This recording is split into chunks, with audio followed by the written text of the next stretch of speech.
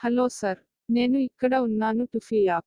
మేము మునుపటి వీడియోలో ఉపాధ్యాయ ప్రొఫైల్ను విజయవంతంగా సృష్టించాము. ఈ ట్యుటోరియల్లో అనువర్తనానికి ఉపాధ్యాయ లాగిన్ ఎలా చేయాలో నేర్చుకుంటాము. ఇది చాలా సులభమైన ప్రక్రియ. ఉపాధ్యాయ లాగిన్ విద్యార్థుల లాగిన్ మాదిరిగానే ఉంటుంది. మేము ఉపాధ్యాయ ప్రొఫైల్ను సృష్టిస్తున్నప్పుడు మేము ఉపాధ్యాయ లాగిన్ కీని ఇచ్చాము. ఉపాధ్యాయ లాగిన్ కోసం మాత్రమే మాకు ఆ కీ అవసరం.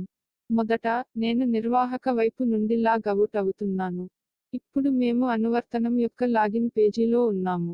ఉపాధ్యాయ లాగిన్ కోసం ఉపాధ్యాయ ట్యాబ్ను ఎంచుకోండి. మొదటి ఫీల్డ్లో అడ్మిన్ జీమెయిల్ను ఉంచండి. రెండవ ఫీల్డ్లో టీచర్ లాగిన్ కీని ఉంచండి. మరియు లాగిన్ పై క్లిక్ చేయండి. మరియు వావ్, మేము విజయవంతంగా గురువు వైపు నుండి లాగిన్ అయ్యాము.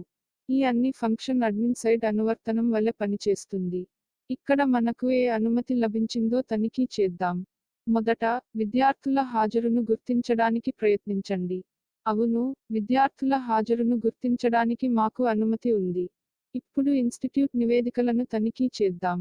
వద్దు, ఇన్స్టిట్యూట్ నివేదికలను తనిఖీ చేయడానికి మాకు అనుమతి లేదు.